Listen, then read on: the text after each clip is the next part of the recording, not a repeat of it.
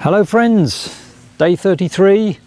I left Chester this morning, came along the canal for a bit and then through the Delamere Forest, and I've ended the day at the Forest View Inn, and they have been so wonderful, so kind and generous as well with the donations. Thank you so much to Carol and Mike, been really brilliant.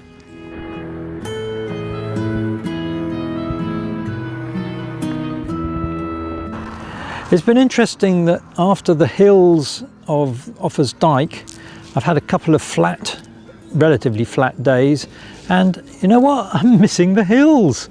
They do add a lot of interest and some great views to the day. It's interesting that obviously the scenery has changed significantly, but so too do accents.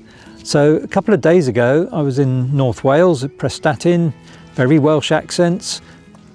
And now, as I'm moving across the country and not far from Merseyside, I'm getting a lot of Mersey accents, and it's great, but my ear takes a little while to adjust.